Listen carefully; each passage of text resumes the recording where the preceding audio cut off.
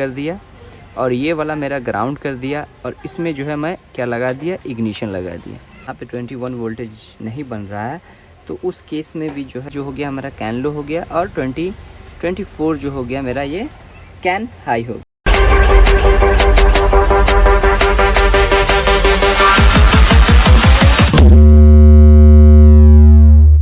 Guys, I am मोजिल, मेरे channel पे आपका स्वागत है। तो आज के वीडियो में जो है हम लोग बात करने वाले हैं इस मर्सिडीज़ 272 ECM के ऊपर, जिसका आप देख सकते हैं इसका कॉमन प्रॉब्लम है कि ये कैपेसिटर ब्लास्ट होकर और ये पावर सेक्शन को जो है डिस्टर्ब कर देता है, जिसके वजह से जो है ये नो कम्युनिकेशन मोड में आ जाता है। तो इसी के पावर आईसी के ऊपर जो है मैं बात करने वाला हूँ। तो अगर आपको फुल इसका पावर आईसी का पिन आउट चाहिए तो आप रैमजोन से जो है आप ले सकते हैं, Ramzon.in से। मेरे डिस्क्रिप्शन में जो है इसका लिंक है, तो वहाँ से आप डाउनलोड कर सकते हैं। तो मैं इसका जो है आपको जो भी बेसिक बनाने के लिए जो बेसिक रिक्वायरमेंट जो होती है, मैं उसके ऊपर मैं बात कर रहा हूँ।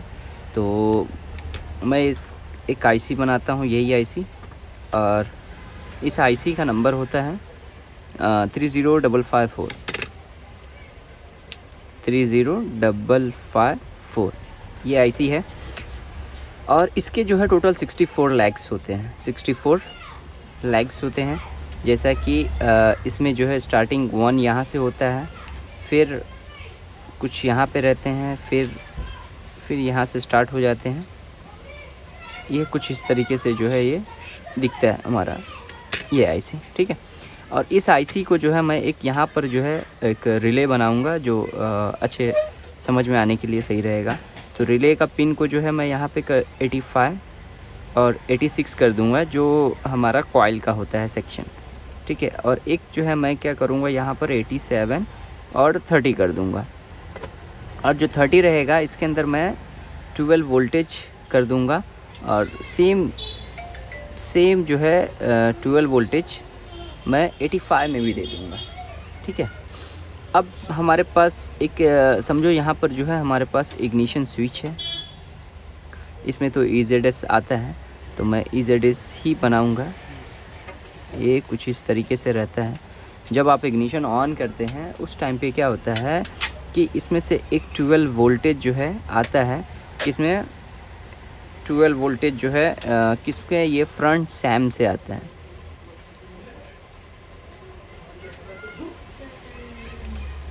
इसके अंदर front seam, rear seam, 2 seam होता है। जो फ्रंट सैम होता है वो अगला सेक्शन को कंट्रोल करता है, रेयर सैम को जो है पिछला सेक्शन को कंट्रोल करता है।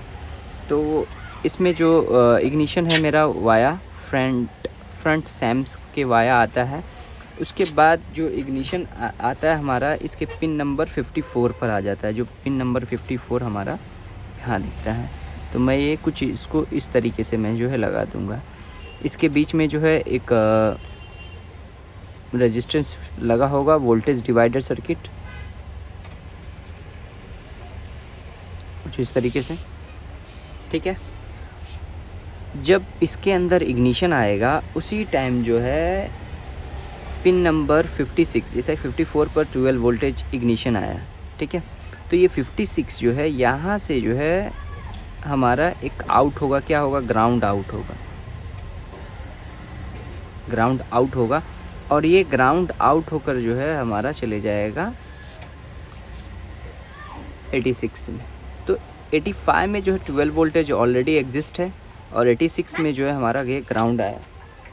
तो क्या होगा कि ये वाला जो हमारा 12 वोल्टेज है वो जंप करके कहाँ आ जाएगा, 87 में आ गया। ये 12 वोल्टेज मेरा क्या आ गया, ये 87 में ये 12 वोल्टेज मेरा जंप होकर यहाँ आ गया, ठीक है। अगर आपको ये सेक्शन नहीं समझ में आ रहा है तो एक आप ट्रांजिस्टर को, मैं थोड़ा सा एक ट्रांजिस्टर लगाऊंगा, NPN ट्रांजिस्टर, उसके द्वारा जो है बेटर अंडरस्टैंडिंग होगी कि जो आईसी होता है उसके अंदर बहुत सारे ट्रांजिस्टर मिलकर जो है एक आईसी को बनाया जाता है। जैसे सपोज़ मेरा इसको जो है मैंने क्या कर दिया, ये आउटपुट कर दिया, और ये वाला मेरा ग्राउंड कर दिया, और इसमें जो है मैं क्या लगा दिया, इग्निशन लगा दिया 12 वोल्टेज।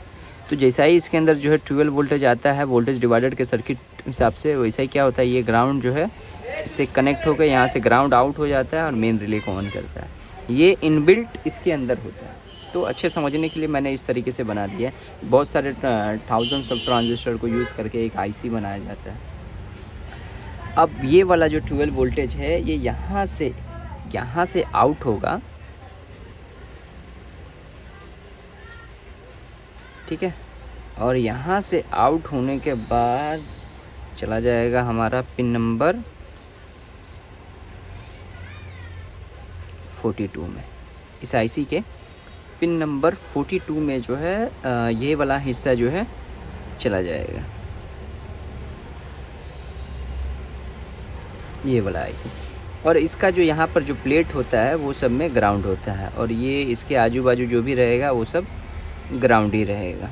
ये आईसी जो है ये ग्राउंड रहता है। 42 में जो है हमारा मेन रिले वाला 12 वोल्टेज मिल गया, 54 में इग्निशन मिल गया, 56 में जो है हमारा आउट हो गया मेन रिले के लिए ग्राउंड, ठीक है। जब ये वोल्टेज जब जैसा ही आएगा उसी टाइम जो है हमारे पिन नंबर 50 में, जैसा कि यहाँ ये दो छोड़ के यहाँ पर जो होता है पिन नंबर 50 होता है, तो यहाँ पर आपको जो है 21 वोल्ट मिल जाएगा। इसको हम लोग बोलते हैं वेरिफिकेशन पिन या चेकिंग पिन या ओके पिन। वेरिफिकेशन पिन इसको बोला जाता है। अगर ये सेक्शन बराबर काम कर रहा है और यहाँ पे 21 वोल्टेज नहीं बन रहा है तो उस केस में भी जो है हमारा आईसी फॉल्टी माना जाता है।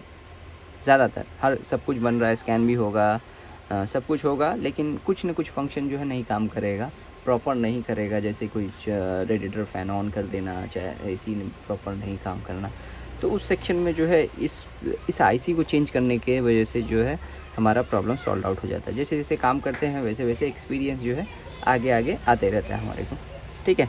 अब ये वाला 21 वोल्टेज आ गया, ये वेरिफिकेशन पिन हो गया, इग्निशन हो गया, मेन रिले इग्निशन हो गया, मेन रिले हो गया, उसके बाद जो है हमारा वेरिफिकेशन पिन हो गया। उसके बाद जो है इसके अंदर आता है 23 और 24, 23 और ये 24। तो ये 23 जो होता है हमारा ये होता है कैन लो, और 24 जो होता है हमारा ये होता है कैन हाई। 23 जो हो गया हमारा कैन लो हो गया, और 24 जो हो गया मेरा ये कैन हाई हो गया। और इसका 12 नंबर पिन जो होता है वो होता है के लाइन। के लाइन जो ओबीडी पिन नंबर 7 में जो आता है, के लाइन जो ओल्ड गाड़ी जो होती थी वो वहीं से स्कैन होती थी, के लाइन के ही थ्रू जो है स्कैन होती थी। तो इसी तरीके से जो है ये सर्किट काम करता है। और सब जो भी अगर कोई भी बोर्ड ऑन नहीं हो रहा है तो यही सेक्शन को चेक किया जाता है,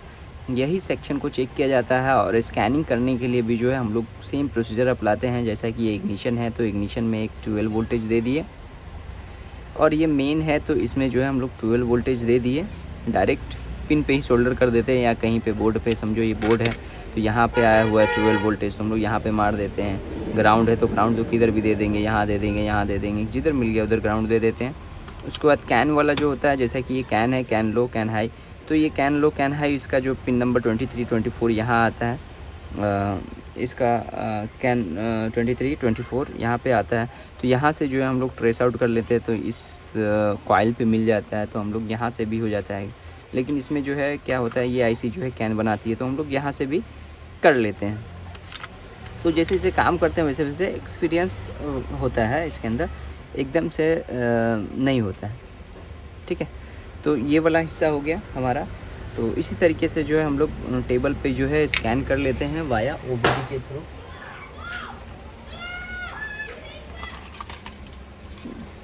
ये वाला जो है ओबीडी होता है, और इसके अंदर जो ये वाला पिन है मेरा के लाइन का है, ये कैन लो है, ये कैन हाई है, और मेन और 12 वोल्टेज, बस इतना ही सेक्शन से जो है हम लोग डायरेक्ट बोर्ड पे लगाकर स्कैन कर लेते हैं। और सेम जो है केटेक का भी होता है, केटेक के लिए भी जो है हम लोग ने ऐसा ही केबल बनाया है, केटेक का भी कनेक्शन मारकर डायरेक्ट इसमें सोल्डिंग कर देते हैं, क्योंकि हमारे को फास्ट काम करना रहता है, इतना टाइम नहीं रहता है पिन लगाने का, सीधा सोल्डर मारे फटाफट काम कर गए। तो गाइज़ अगर वीडियो अच्छा लगा तो प्लीज़ लाइक कीजिएगा, शेयर कीजिएगा और सब्सक्राइब कीजिएगा। और लास्ट में मैं एक और बात करना चाहता हूँ कि जो लोग अगर मुझे इंस्टाग्राम पे फॉलो नहीं किए तो इंस्टाग्राम पे जो है फॉलो कर सकिए, वहाँ फॉलो करिए मुझे, उधर पे भी वहाँ पे जो है बहुत कुछ जो है मैं डालते रहता हूँ, शॉर्ट जो है जो यूट्यूब पे नहीं आता है तो इंस्टा पे जो है आते रहता है, तो वहाँ से भी आपको काफ़ी अपडेट मिलता रहेगा, कौन सा काम कैसे होता है, कैसे किया जाता है। तो चलिए, थैंक यू।